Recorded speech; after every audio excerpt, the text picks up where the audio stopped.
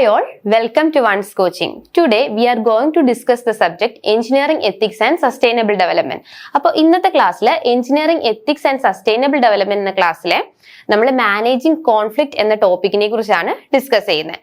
So നമുക്കറിയാം എന്താണ് conflict. Conflict എന്ന് പറഞ്ഞാൽ എന്താ? നമ്മൾ എപ്പോഴും കേൾക്കുന്ന ഒരു ടേം ആണ് കോൺഫ്ലിക്റ്റ്. സോ കോൺഫ്ലിക്റ്റ് എന്ന് പറഞ്ഞാൽ നമ്മൾ എന്തെങ്കിലും ഡിസ്പ്യൂട്ട്സോ എന്തെങ്കിലും പ്രോബ്ലംസോ അതിനെയൊക്കെയാണ് നമ്മൾ കോൺഫ്ലിക്റ്റ് എന്ന് പറയുന്നത്. ഇനി എപ്പോഴാണ് നമുക്ക് കോൺഫ്ലിക്റ്റ് ഉണ്ടാവുന്നത്? അതായത് നമ്മളിപ്പോൾ എവിടെയെങ്കിലും സ്ഥാപനത്തിൽ വർക്ക് ചെയ്യോ, ഏതെങ്കിലും ഓർഗനൈസേഷനിൽ വർക്ക് ചെയ്യുക, അല്ലെങ്കിൽ ഫാമിലി മെമ്പേഴ്സുമായിട്ട്, അങ്ങനെ ഏത് സിറ്റുവേഷനിലും കോൺഫ്ലിക്റ്റ് ഉണ്ടാവാൻ ചാൻസ് ഉണ്ട്. അപ്പൊ ഇന്നത്തെ ക്ലാസ്സിൽ നമ്മൾ ഡിസ്കസ് ചെയ്യുന്നത് നമ്മൾ എങ്ങനെയാണ് ഈ കോൺഫ്ലിക്റ്റ് മാനേജ് ചെയ്യുക, അതിന്റെ ടെക്നിക്സ് എന്തൊക്കെയാണ്, അതിന്റെ സ്റ്റെപ്സ് എന്തൊക്കെയാണെന്നാണ് ഇന്നത്തെ ക്ലാസ്സിൽ നമ്മൾ ഡിസ്കസ് ചെയ്യുന്നത്. സോ നമുക്ക് നോക്കാം എങ്ങനെയാണ് നമ്മൾ കോൺഫ്ലിക്റ്റ് മാനേജ് ചെയ്യുന്നതെന്ന്. Okay, so conflict management refers to the way you handle disagreements. അപ്പം disagreements ഹാൻഡിൽ ചെയ്യുന്ന ഒരു വേ ആയിട്ടാണ് നമ്മൾ കോൺഫ്ലിക്റ്റിനെ പറയുന്നത്. So on any given day you may have to deal with a dispute between you and another individual. അപ്പൊ dispute എന്ന് പറഞ്ഞാൽ എന്താണ്? തർക്കം അല്ലെ. നമ്മൾ ഫാമിലി മെമ്പേഴ്സുമായിട്ട് ഡിസ്പ്യൂട്ട് ഉണ്ടാവാം, അല്ലെങ്കിൽ നമ്മുടെ കൊളീഗ്സുമായിട്ട് ഡിസ്പ്യൂട്ട് ഉണ്ടാവാം, അല്ലെങ്കിൽ നമ്മളിപ്പോൾ ഒരു എംപ്ലോയി ആയിട്ട് ഒരു സ്ഥാപനത്തിൽ വർക്ക് ചെയ്യുവാണ്, അവിടെ നമ്മളെ എംപ്ലോയറുമായിട്ടൊരു ഡിസ്പ്യൂട്ട് ഉണ്ടാവാം. അങ്ങനെ നമുക്ക് ഏത് സിറ്റുവേഷനിലും നമുക്ക് എന്തുണ്ടാവാം? ഡിസ്പ്യൂട്ട് ഉണ്ടാവാനുള്ള ചാൻസസ് വളരെ കൂടുതലാണ്. Although there are many reasons people disagree, many conflicts revolve around. അപ്പൊ നമുക്ക് ഇതുപോലെയുള്ള ഈ കുറെ കേസുകളിൽ നമുക്ക് ഡിസ്പ്യൂട്ട് ഉണ്ടാവാനുള്ള പല പല കാരണങ്ങളാണ്. അപ്പൊ ഏതൊക്കെയാണ്? ഒന്ന് personal values, real or perceived. ചില ആൾക്കാർ നമ്മൾ വളരെയധികം റിയൽ ആണെന്ന് വിചാരിക്കും, പക്ഷെ നമ്മൾ അത് എന്ത് ചെയ്യും? അയാൾ ഫേക്ക് ചെയ്യുവാണെങ്കിൽ അവിടെ ഒരു കോൺഫ്ലിക്റ്റ് ഉണ്ടാവാനുള്ള ഇഷ്യൂ ഉണ്ട്. നമ്മൾ അയാളെ ഭയങ്കര റിയൽ ആണെന്ന് വിചാരിച്ചു, പക്ഷെ അയാൾ നമ്മളെ ഫേക്ക് ചെയ്യുന്നു. അങ്ങനെ അതാവുമ്പോൾ എന്താണ്? അവിടെ ഒരു കോൺഫ്ലിക്റ്റ് ഉണ്ടാവാനുള്ള ചാൻസ് വളരെയധികം കൂടുതലാണ്. ഇനി സെക്കൻഡ് കണ്ടീഷൻ നോക്കിക്കേ, പെർസെപ്ഷൻസ്, ഇമാജിനേഷൻസ്. അതായത് നമ്മളിപ്പോ അയാൾ ഇത്ര കാലിബർ ഉള്ള ആളാണ്, ഇത്ര എബിലിറ്റി ഉള്ള ആളാണെന്ന് വിചാരിച്ചു, പക്ഷെ അത്ര ഏബിൾ ആയിട്ടല്ല, അത്ര കാലിബറിലല്ല അയാൾ വർക്ക് ചെയ്യുന്നതെങ്കിൽ, അല്ലെങ്കിൽ നമ്മുടെ ഇമാജിനേഷൻസ് അനുസരിച്ചല്ല അയാൾ പ്രവർത്തിക്കുന്നതെങ്കിൽ അവിടെ ഒരു കോൺഫ്ലിക്റ്റ് ഉണ്ടാവാനുള്ള ചാൻസ് ഉണ്ട്. സോ അപ്പൊ അവിടെയും കോൺഫ്ലിക്റ്റ് ഉണ്ടാവാൻ ചാൻസ് ഉണ്ട്. ഇനി അടുത്തത് കോൺഫ്ലിക്റ്റിംഗ് ഗോൾസ്. ഇപ്പൊ ചില ആൾക്കാർ ഇപ്പൊ ഒരു കമ്പനിയിൽ വർക്ക് ചെയ്യുവാണ്, അവിടെ ഒരു കോമൺ ഗോൾ ഉണ്ട്, പക്ഷെ ആ ഗോൾ മീറ്റ് ചെയ്തില്ലെങ്കിൽ അവിടെയും എന്ത് സംഭവിക്കും? അവിടെയും ഒരു പ്രശ്നം ഉണ്ടാവാനുള്ള ചാൻസ് വളരെയധികം കൂടുതലാണ്. അപ്പൊ ആ ഗോള് സെറ്റ് ചെയ്തില്ല, അല്ലെങ്കിൽ ആ ഗോളിൽ അച്ചീവ് ചെയ്തില്ലെങ്കിലും അവിടെ ഒരു കോൺഫ്ലിക്റ്റ് ഉണ്ടാവാനുള്ള ചാൻസ് ഉണ്ട്. ഇനി അടുത്തത് പവർ ഡൈനാമിക്സ്. അതായത് ഇപ്പൊ ഒരു കമ്പനിയിൽ എല്ലാവരും ഒരേ എബിലിറ്റീസ് ഉള്ള ആൾക്കാരല്ല, ഒരേ സ്കിൽസ് ഉള്ള ആൾക്കാരല്ല. പക്ഷെ അവിടെ എന്ത് പറ്റും? ഈ സ്കില്ലുകൾ, അതായത് ചില ആൾക്കാർ നല്ല സ്കില്ലുള്ള ആൾക്കാരാകുമ്പോൾ അവർ പെട്ടെന്ന് തന്നെ ആക്ടിവിറ്റീസ് ഒക്കെ പെട്ടെന്ന് കംപ്ലീറ്റ് ചെയ്യും. ചില സ്കില്ല് കുറഞ്ഞ ആൾക്കാർ അവർ കുറച്ചുകൂടെ ടൈം എടുത്തിട്ടായിരിക്കും അത് കംപ്ലീറ്റ് ചെയ്യുന്നത്. സോ അങ്ങനെ വരുമ്പം അങ്ങനത്തെ ആ ഒരു ഡിഫറൻസ് എന്ത് ചെയ്യും? അത് ചിലപ്പോൾ ഒരു കോൺഫ്ലിക്റ്റിലേക്ക് ചെല്ലാനുള്ള ഒരു ചാൻസ് കൂടുതലാണ്. ഇനി അടുത്ത പോയിന്റ് നോക്കിക്കേ, കമ്മ്യൂണിക്കേഷൻ സ്റ്റൈല്. എന്താണ് കമ്മ്യൂണിക്കേഷൻ സ്റ്റൈല്? കമ്മ്യൂണിക്കേഷൻ സ്റ്റൈൽ എന്താണ്? പല ആൾക്കാരും പല രീതിയിലാണ് കമ്മ്യൂണിക്കേറ്റ് ചെയ്യുന്നത്. ചിലർ ഭയങ്കര ഷോർട്ട് ടെമ്പേർഡ് ആണ്, ചിലരെങ്ങനെയാണ്? ഭയങ്കര പെട്ടെന്ന് നല്ല രീതിയിൽ ബാക്കിയുള്ളവരോട് കമ്മ്യൂണിക്കേറ്റ് ചെയ്യും. ചില കാര്യങ്ങൾ പ്രശ്നങ്ങളൊക്കെ വന്നാലും അത് അവോയ്ഡ് ചെയ്ത് കളയും. ചിലരത് കോംപ്രമൈസ് ചെയ്യും. അപ്പം different way of communication styles ആണ് ഓരോരുത്തർക്കും ഉള്ളത്. അപ്പം ഈ കമ്മ്യൂണിക്കേഷൻ സ്റ്റൈൽസിനനുസരിച്ച് എന്ത് സംഭവിക്കാം? ഇതുപോലെ പ്രശ്നങ്ങൾ അല്ലെങ്കിൽ ഡിസ്പ്യൂട്ട്സ് ഉണ്ടാവാനും ഉണ്ടാവാതിരിക്കാനുമുള്ള ചാൻസ് കൂടുതലാണ്. ഇനി അടുത്ത് നോക്കാം, managing conflict in an ethical framework involve navigating disagreement while upholding principles of fairness, respect and integrity. അപ്പൊ നമ്മൾ ഈ ഡിസഗ്രിമെന്റ്സ് ഉണ്ടെങ്കിലും നമ്മൾ എന്ത് ചെയ്യണം? നമ്മൾ എത്തിക്കലായിട്ട് വേണം അതിനെ ഡീൽ ചെയ്യാനായിട്ട്. ഓക്കെ, നമ്മൾ എത്തിക്കലായിട്ട് വേണം എന്തിനെ ഡീൽ ചെയ്യാനായിട്ട്? ഇതുപോലെയുള്ള പ്രോബ്ലംസ് ഉണ്ടായാലും നമ്മൾ എത്തിക്കലായിട്ട് വേണം അതിനെ ഡീൽ ചെയ്യാൻ. സോ നമ്മൾ എന്ത് ചെയ്യും? അപ്ഹോൾഡിങ് പ്രിൻസിപ്പിൾസ്. അപ്പൊ എത്തിക്കലായിട്ട് ഡീൽ ചെയ്യുക എന്ന് പറഞ്ഞാൽ നമ്മുടെ കുറച്ച് അതായത് നമ്മളുടെ കീ വാല്യൂസ് ഉണ്ടല്ലോ നമുക്ക്, അതായത് ഫെയർനെസ്, ഹോണസ്റ്റി, അതുപോലെ തന്നെ ഇന്റഗ്രിറ്റി. ഇതെല്ലാം നമ്മൾ എന്ത് ചെയ്യണം?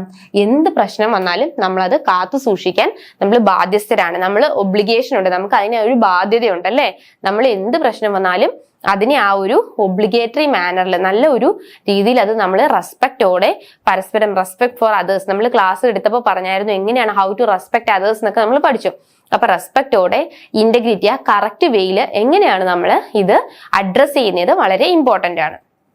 So, this include understanding the nature of conflict, employing appropriate conflict resolution strategy. അപ്പോൾ ആദ്യത്തെ എന്താണ്? ആദ്യം നമ്മൾ നേച്ചർ ഓഫ് കോൺഫ്ലിക്റ്റ്, എന്ത് തരത്തിലുള്ള കോൺഫ്ലിക്റ്റ് ആണ് അവിടെ സംഭവിക്കുന്നതെന്ന് നമ്മൾ മനസ്സിലാക്കണം. അതിന്റെ നേച്ചർ എങ്ങനെയാന്ന് മനസ്സിലാക്കണം. ഇനി അടുത്തത് എന്താണ്? Employing appropriate conflict resolution strategies. ആ കോൺഫ്ലിക്റ്റ് റിസോൾവ് ചെയ്യാനുള്ള അപ്രോപ്രിയേറ്റ് ആയിട്ടുള്ള സ്ട്രാറ്റജീസ് നമ്മൾ മനസ്സിലാക്കിയിരിക്കണം. ഏതൊക്കെ സ്ട്രാറ്റജി? അതായത് ഇപ്പൊ നമുക്ക് പലതരത്തിലുള്ള ഡിസ്പ്യൂട്ട് ഉണ്ടാവാൻ ചാൻസ് ഉണ്ട്. ഇപ്പൊ എന്തൊക്കെയാണ്? ഏതെങ്കിലും തരത്തിലുള്ള ഒരു ഡിസ്പ്യൂട്ടിനെ എങ്ങനെയാണ് പറയുന്നത്? നമുക്കിപ്പം ഒരു ഗ്രൂപ്പും ഒരു പീപ്പിളുമായിട്ട്, അതായത് ഒരു ഇൻഡിവിജ്വലും ഒരു ഗ്രൂപ്പുമായിട്ട് ഡിസ്പ്യൂട്ട് ഉണ്ടാവാം, ഫാമിലി മെമ്പേഴ്സുമായിട്ട് ഡിസ്പ്യൂട്ട് ഉണ്ടാവും, ഒരു എംപ്ലോയറും ബാക്കി കുറെ എംപ്ലോയീസുമായിട്ട് ഡിസ്പ്യൂട്ട് ഉണ്ടാവും. ഇങ്ങനെ പലതരത്തിൽ നമുക്ക് എന്തുണ്ടാവും? ഡിസ്പ്യൂട്ട്സ് ഉണ്ടാവും. അപ്പം നമ്മൾ ഈ വീട്ടിൽ ഉപയോഗിക്കുന്ന സെയിം സ്ട്രാറ്റജി അല്ല നമ്മൾ ഒരു ഓഫീസിൽ യൂസ് ചെയ്യുന്നത്. ആ ഓഫീസിൽ യൂസ് ചെയ്യുന്ന സെയിം സ്ട്രാറ്റജി അല്ല നമ്മൾ പബ്ലിക്കിൽ യൂസ് ചെയ്യുന്നത്. അപ്പം ഓരോരുത്തടുത്തും ഇതുപോലെ സ്ട്രാറ്റജീസ് ഡിഫറെന്റ് ആണ്. അപ്പൊ നമ്മൾ എന്ത് ചെയ്യണം? അതിന് അപ്രോപ്രിയേറ്റ് ആയിട്ട്, അതായത് ഓരോ സിറ്റുവേഷൻ അനുസരിച്ച് നമ്മൾ അതിന്റെ റെസൊല്യൂഷൻ അല്ലെങ്കിൽ ആ കോൺഫ്ലിക്റ്റ് എങ്ങനെ മാനേജ് ചെയ്യാം, റിസോൾവ് ചെയ്യാന്നുള്ള സ്ട്രാറ്റജി കണ്ടുപിടിക്കണം. And ensuring ethical consideration. ഇനി എല്ലാത്തിലും നമ്മൾ ആ ഒരു എത്തിക്കൽ രീതിയിലുള്ള ആ ഒരു എത്തിക്കൽ കൺസിഡറേഷൻ നമ്മൾ മെയിൻറ്റെയിൻ ചെയ്യണം. അപ്പോൾ ആ ഒരു എത്തിക്കൽ രീതിയിലുള്ള അല്ലെങ്കിൽ എത്തിക്കൽ സ്ട്രാറ്റജി നമ്മൾ എല്ലായിടത്തും മെയിൻറ്റെയിൻ ചെയ്യണം. So are the forefront of any intervention. Effective conflict management aims to resolve disagreement, constructively fostering positive outcome for all involved and promoting a healthy environment. അപ്പൊ നമുക്ക് എന്താണ്? ആ ഡിസഗ്രിമെന്റ് നമുക്ക് ഒരു പോസിറ്റീവ് ഔട്ട്കം ആയിട്ട് മാറ്റി ഒരു ഹെൽത്തി എൻവയോൺമെന്റ് മെയിൻറ്റെയിൻ ചെയ്യാനായിട്ട് സാധിക്കും. ഒരു ഹെൽത്തി ആയിട്ടുള്ള ഒരു എൻവയോൺമെന്റ് നമുക്ക് മെയിൻറ്റെയിൻ ചെയ്യാനായിട്ട് ഏതിൽ സാധിക്കും? ഇതുപോലെ നമ്മൾ ഈ കറക്റ്റ് ആയിട്ടുള്ള എത്തിക്കൽ കൺസിഡറേഷൻ വെച്ചിട്ടാണ് അല്ലെങ്കിൽ എത്തിക്കൽ രീതിയിലാണ് നമ്മൾ ഓരോ കാര്യങ്ങളും ചെയ്യുന്നതെങ്കിൽ നമുക്കൊരു ഹെൽത്തി എൻവയോൺമെന്റ് ഡെവലപ്പ് ചെയ്യാനായിട്ട് സാധിക്കും. സോ അതിനകത്ത് ആദ്യം പറഞ്ഞിരിക്കുന്നത് എന്താണ്? Understanding conflict. നമ്മൾ കോൺഫ്ലിക്റ്റ് മനസ്സിലാക്കുക. ഇനി എങ്ങനെയാണ് നമ്മൾ കോൺഫ്ലിക്റ്റ് മനസ്സിലാക്കുന്നത് എന്നാണ് ഈ താഴെ കൊടുത്തിരിക്കുന്നത്. First point, types of conflict. ആ കോൺഫ്ലിക്റ്റ് എന്ത് തരത്തിലുള്ളതാണ്? Conflict can arise from various sources including interpersonal disagreement, individual versus group dynamics, interdepartmental dispute or even value or task related issues. അതായത് ഇന്റർപേഴ്സണൽ ഡിസഗ്രിമെന്റ്, രണ്ട് പേഴ്സൺ തമ്മിലുള്ള disagreements, അല്ലെങ്കിൽ ഇൻഡിവിജ്വലും ആ ഗ്രൂപ്പിലുള്ള ആൾക്കാരും തമ്മിലുള്ള ഡിസഗ്രിമെന്റ്സ് ആവാം. ചിലപ്പോൾ ഇന്റർ ഡിപ്പാർട്ട്മെന്റ്, രണ്ട് ഡിപ്പാർട്ട്മെന്റുകൾ തമ്മിലുള്ള ഡിസഗ്രിമെന്റ് ആവാം. അല്ലെങ്കിൽ എന്തെങ്കിലും ഒരു ടാസ്ക് റിലേറ്റഡ്, അല്ലെങ്കിൽ എന്തെങ്കിലും ഒരു കാര്യം ചെയ്തില്ല, അല്ലെങ്കിൽ ഏതെങ്കിലും ഒരു ടാസ്കിനെ സംബന്ധിച്ചുള്ള ഡിസഗ്രിമെന്റ്സും ആവാം. അപ്പൊ ഈ ഡിസഗ്രിമെന്റ്സ് എന്ത് രീതിയിൽ വേണമെങ്കിലും ആവാം. അതാണ് പറഞ്ഞിരിക്കുന്നത് ടൈപ്പ് ഓഫ് കോൺഫ്ലിക്റ്റ്. ആ കോൺഫ്ലിക്റ്റ് ഏത് ടൈപ്പാന്ന് മനസ്സിലാക്കുക. അടുത്തത് ഏതാണ്? Conflict styles. ഏത് സ്റ്റൈലാണ് ഇതിനകത്തുള്ളത്? Individual approach conflict with different styles such as competing, collaborating, compromising, avoiding or accommodating. അതായത് കോമ്പീറ്റിംഗ് ആണോ? അതായത് നമ്മൾ എതിർത്ത് നിൽക്കണോ? ഇപ്പൊ ഒരു കോൺഫ്ലിക്റ്റ് നടക്കുവാണ്, എന്റെ ഭാഗം ജയിക്കാൻ വേണ്ടി ഞാൻ എതിർത്ത് കോമ്പീറ്റ് ചെയ്ത് നിൽക്കണോ? അല്ലെങ്കിൽ കൊളാബറേറ്റ് ചെയ്ത് അതുമായിട്ട് ഇൻകൊളാബറേറ്റ് ചെയ്യണോ? അല്ലെങ്കിൽ കോംപ്രമൈസ് ചെയ്യണോ? ഞാൻ അയാൾക്ക് വേണ്ടി കോംപ്രമൈസ് ചെയ്യണോ? അല്ലെങ്കിൽ അതിനെ തന്നെ നെഗ്ലക്ട് ചെയ്യുക, ആ കോൺഫ്ലിക്റ്റിനെ നെഗ്ലക്ട് ചെയ്ത് കളയുക, അല്ലെങ്കിൽ അതിനെ അക്കോമഡേറ്റ് ചെയ്യുക. ഇപ്പൊ വേറൊരാൾ പറഞ്ഞ ഒപ്പീനിയനുമായിട്ട് ഞാൻ അതിനെ അക്കോമഡേറ്റ് ചെയ്ത് അയാളുടെ ഒപ്പീനിയനും അക്കോമഡേറ്റ് ചെയ്ത് മുന്നോട്ട് പോവുക. അപ്പം ഇതുപോലുള്ള കോൺഫ്ലിക്റ്റ് സ്റ്റൈൽസ് ആണുള്ളത്. ഏതൊക്കെയാണ്? Competing, collaborating, compromising, avoiding and accommodating. അപ്പൊ ഇത്രയാണ് നമ്മുടെ ഡിഫറെന്റ് സ്റ്റൈൽസ്. അപ്പൊ ഇത് വളരെ ഇമ്പോർട്ടന്റ് ആണ്. ചിലപ്പോൾ ഏതൊക്കെയാണ് ഡിഫറെന്റ് സ്റ്റൈൽസ് എന്ന് ചോദിക്കാൻ സാധ്യതയുണ്ട്. സോ ഏതൊക്കെയാണ്? Competing, collaborating, compromising, avoiding and accommodating. ഇനി അടുത്തത് എത്തിക്കൽ ഡിലമാസ്. ഡിലമ മീൻസ് എന്താണ്? ഒരു കൺഫ്യൂഷൻ. കൺഫ്യൂഷനാണ് നമ്മൾ എന്ത് പറയുന്നത്? ഡിലമ എന്ന് പറയുന്നത്. Ethical dilemma in conflict involves situation where there are competing values or principles requiring careful consideration of potential sequence.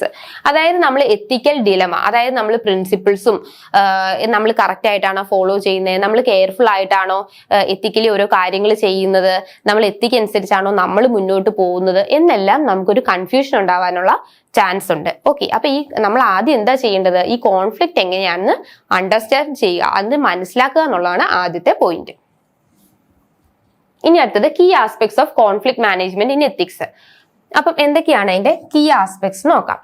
Understanding the nature of conflict, ആ കോൺഫ്ലിക്റ്റിന്റെ നേച്ചർ എന്താണെന്ന് മനസ്സിലാക്കുക. Recognizing that conflict is a normal part of human interaction and can arise from various sources including difference in values, goals or perceptions. അതായത് human ഇന്ററാക്ഷന്റെ ഇടയിൽ ഇത് വളരെ common ആയിട്ടുള്ള ഒരു കാര്യമാണ്. അവിടെ എന്താണ് സംഭവിക്കുന്നത്, വളരെ നാച്ചുറൽ ആയിട്ട് കോൺഫ്ലിക്റ്റ് ഉണ്ടാവാം. അത് നമ്മൾ എത്തിക്കലായിട്ട് നമ്മൾ വളരെ കാര്യമായിട്ട് തന്നെ സോൾവ് ചെയ്യണം. ഇനി അത് എന്തുകൊണ്ടാണ് ഇത് ഉണ്ടാവുന്നത്? കാരണം ഓരോ ആൾക്കാരുടെയും വാല്യൂസും ഗോൾസും പെർസെപ്ഷൻസും എല്ലാം എന്താണ്, ഡിഫറെന്റ് ആണ് അല്ലെ. ഇനി അടുത്തത് ഐഡന്റിഫൈയിങ് ദ റൂട്ട് കോസ്, അതിന്റെ കാര്യം മനസ്സിലാക്കുക. എന്തുകൊണ്ടാണ് ഇതുപോലെയുള്ള കോൺഫ്ലിക്റ്റ് ഉണ്ടാവുന്നത് എന്നുള്ള കാരണം അനലൈസ് ചെയ്യുക. Determining the underlying reason for conflict is crucial for effective resolution. This may involve exploring the perspectives of all parties involved and understanding their underlying needs and concerns. അതായത് നമ്മൾ എന്ത് ചെയ്യുക, ആ കോൺഫ്ലിക്റ്റിന്റെ എഫക്റ്റീവ് ഒരു റെസൊല്യൂഷൻ കണ്ടുപിടിക്കുക, ഒരു solution അല്ലെങ്കിൽ അതിന്റെ റീസൺ കണ്ടുപിടിക്കുക. This may involve exploring the perspective of all parties, അതായത് എല്ലാവരും അതിനകത്ത് എത്ര പേര് ഇൻവോൾവ് ആവുന്നോ അവരുടെ ഒക്കെ ഒപ്പീനിയൻ മനസ്സിലാക്കി അതിന് പറ്റിയ ഒരു സൊല്യൂഷൻ കണ്ടുപിടിക്കുക. അടുത്തത് promoting open communication. Creating safe and supportive environment for open dialogue is essential. This includes active listening, respectful communication and encouraging all parties to share their perspectives without judgment. അതായത് അവരുടെ എല്ലാം safe ആയിട്ടുള്ളൊരു environment create ചെയ്യുക. പിന്നെ അവരുടെ എല്ലാം judgement ഇല്ലാതെ അവരുടെ എല്ലാം ഒപ്പീനിയൻ നമ്മൾ കേൾക്കുക. അതുപോലെ തന്നെ ആക്റ്റീവ് ലിസണിങ്, നമ്മൾ എന്താണ് നല്ലപോലെ ലിസൺ ചെയ്യുക. ഓരോരുത്തർക്ക് പറയാനുള്ള പോയിന്റ്സും നമ്മൾ എന്ത് ചെയ്യുക, ലിസൺ ചെയ്യുക. ഇനി റെസ്പെക്ട്ഫുൾ കമ്മ്യൂണിക്കേഷൻ, കറക്റ്റ് ആയിട്ടുള്ള കമ്മ്യൂണിക്കേഷൻ പോസിബിൾ ആക്കുക. ഇതൊക്കെയാണ് ഓപ്പൺ കമ്മ്യൂണിക്കേഷനകത്ത് വരുന്നത്. അടുത്തത് applying ethical principles. Ensuring that conflict management strategies are aligned with ethical principles such as fairness, honesty and respect.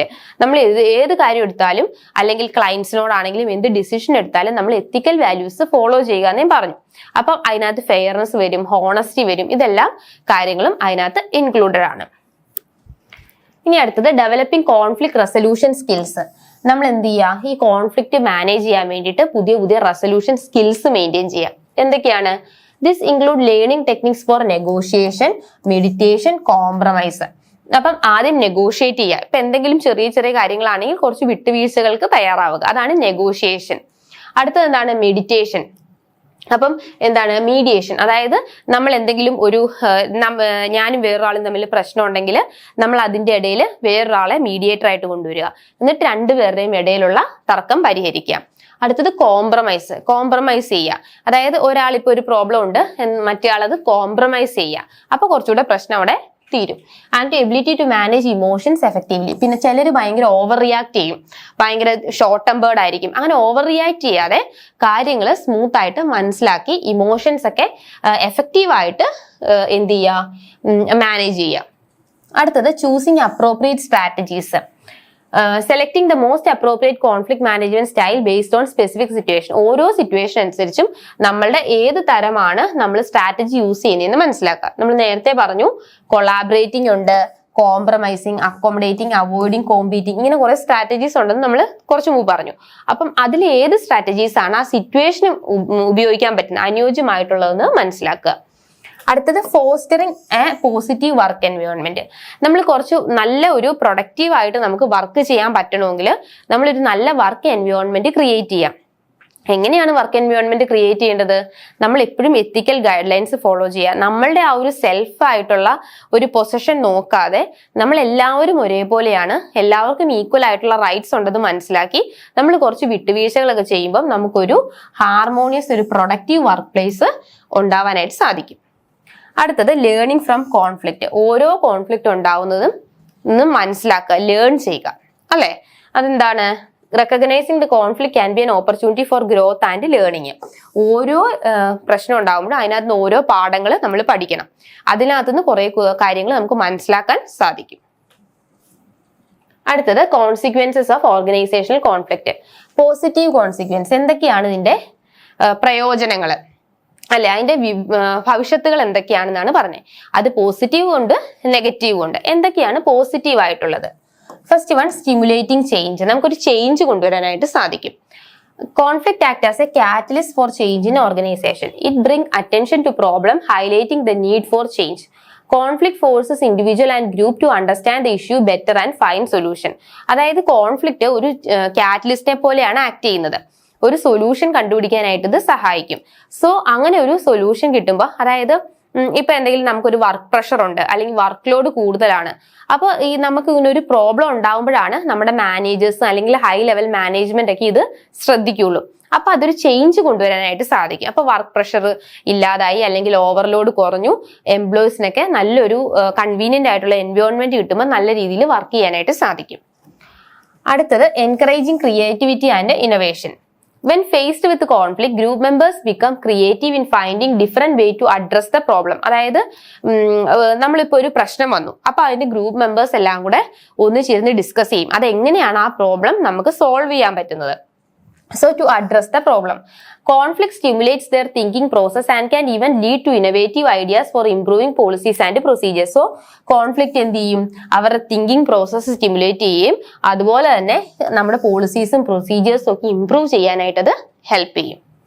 അടുത്തതാണ് strengthening group cohesion. Inter group conflict can bring group closer together. അതായത് Inter group, ഇപ്പൊ A എന്ന് പറഞ്ഞൊരു group ഉണ്ട്, B എന്ന് പറഞ്ഞൊരു group ഉണ്ട്. ഇപ്പൊ ഇവർ തമ്മിൽ കോൺഫ്ലിക്റ്റ് ആണെങ്കിൽ ഈ എയിലുള്ള ആൾക്കാർ തമ്മിലുള്ളൊരു ആ ഗ്രൂപ്പ് ആക്ടിവിറ്റീസ് അല്ലെങ്കിൽ ആ ഒരു ഗ്രൂപ്പിന്റെ ആ ഒരു ബന്ധം ഭയങ്കര സ്ട്രോങ് ആവുക, റിലേഷൻഷിപ്പ്. അതുപോലെ തന്നെയാണ് ബിയിലുള്ള ആൾക്കാർ തമ്മിലുള്ള ആ ഇന്റേണൽ ആയിട്ടുള്ള ആ ഗ്രൂപ്പ് ഇൻഡിവിജ്വൽ റിലേഷൻ വളരെയധികം ഇംപ്രൂവ് ചെയ്യാനായിട്ട് സാധ്യതയുണ്ട്. അതാണ് പറഞ്ഞിരിക്കുന്നത് സ്ട്രെങ്തനിങ് ഗ്രൂപ്പ് കൊഹഷൻ. എന്നിട്ട് എന്ത് ചെയ്യും, അവര് യുണൈറ്റ് ആയിട്ട് അവര് തമ്മിൽ നല്ലോണം കോപ്പറേറ്റ് ചെയ്യും. This solidarity help them face the challenge posed by the conflict. അതുകൊണ്ട് അവർക്ക് പെട്ടെന്ന് തന്നെ ആ കോൺഫ്ലിക്റ്റ് തീർക്കാനായിട്ട് സാധിക്കും. അടുത്തത് റിലീസിങ് ടെൻഷൻ കുറയ്ക്കും. Conflict provides a healthy outlet for releasing pent up tension and frustration. Tension എന്ത് ചെയ്യും, പെട്ടെന്ന് തന്നെ നമ്മൾ എല്ലാ കാര്യങ്ങളും തുറന്ന് ഓപ്പൺ ആയിട്ട് എക്സ്പ്രസ് ചെയ്തു, അപ്പൊ പിന്നെ ആ ഫ്രസ്ട്രേഷന്റെയും ടെൻഷന്റെയും ഒന്നും ആവശ്യമില്ല. അപ്പൊ അത് കുറയ്ക്കാനായിട്ട് സഹായിക്കും. It allow individual to express their feeling, negotiate without harming the organisation function. So അവരുടെ ഫീലിങ്സ് ഒക്കെ എക്സ്പ്രസ് ചെയ്തുകൊണ്ട് അത് അത് മനസ്സിലിരുന്ന ഒരു പ്രശ്നമാവാതെ അത് ആ ഓർഗനൈസേഷന് നല്ലതിന് വേണ്ടിയിട്ട് മാറും. അതാണ് പോസിറ്റീവ് ആയിട്ടുള്ള കോൺസിക്വൻസ്. ഇനി അടുത്തത് testing ability. Conflict serve as A test of individual learning and growth. Successful managing conflict and boost satisfaction and motivation. അതായത് അവർക്കൊരു ലേണിങ്ങും ഗ്രോത്തും ആണത് അല്ലെ.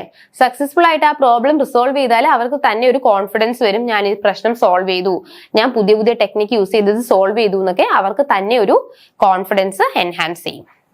അപ്പൊ ഇതൊക്കെയാണ് പോസിറ്റീവ്. ഏതൊക്കെയാണ്? Stimulating change, encouraging creativity and innovation, strengthening group cohesion, releasing tension, testing abilities. അപ്പൊ ഇതൊക്കെയാണ് ഇതിന്റെ പോസിറ്റീവ്.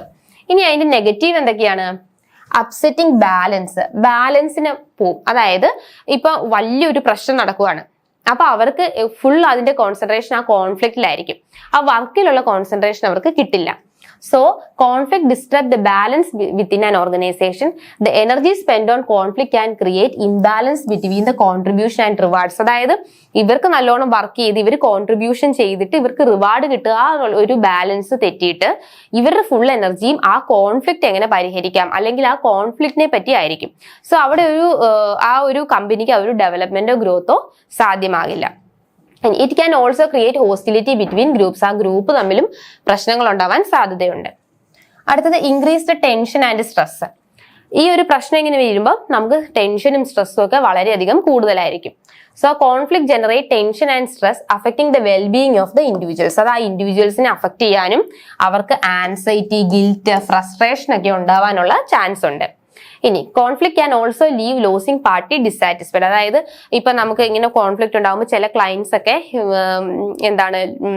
ക്ലയൻസിന്റെ ഒക്കെ ക്ലയൻസ് ഉണ്ടാവാതിരിക്കാനും ക്ലയൻസിന് പ്രശ്നങ്ങൾ ഉണ്ടാവാനും ഒക്കെ ചാൻസ് ഉണ്ട്.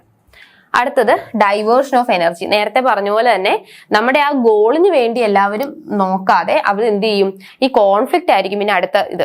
അപ്പൊ അതിനെ എങ്ങനെ സോൾവ് ചെയ്യാന്നാണ് ശ്രദ്ധിക്കുന്നത്. അപ്പൊ അവരുടെ ആ കോമൺ ഗോൾ അവർ മറന്നുപോയിട്ട് അവർ കോൺഫ്ലിക്റ്റിന് പുറകെ പോകും.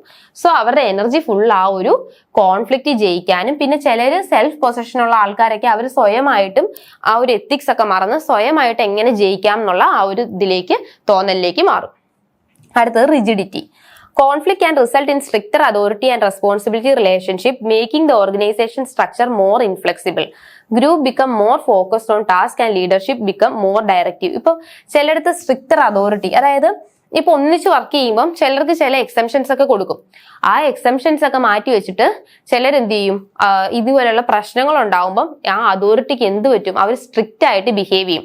ഇപ്പം ചിലര് വർക്കിന്റെ കാര്യത്തിൽ ഭയങ്കര എഫിഷ്യന്റ് ആയിരിക്കും, ചിലർ നേരത്തെ പോകും, ചിലർ വൈകി വരും, അങ്ങനെയുള്ള പ്രശ്നങ്ങളൊക്കെ ഉണ്ടാവും. പക്ഷെ ഒരു കോൺഫ്ലിക്റ്റ് ഉണ്ടായി കഴിഞ്ഞാൽ പിന്നെ എല്ലാം സ്ട്രിക്റ്റ് ആക്കും, അല്ലെ? നിങ്ങൾ കറക്റ്റ് ടൈമിൽ വരണം, കറക്റ്റ് ടൈമിൽ പോകണം, ഇന്ന വർക്ക് ചെയ്യണം.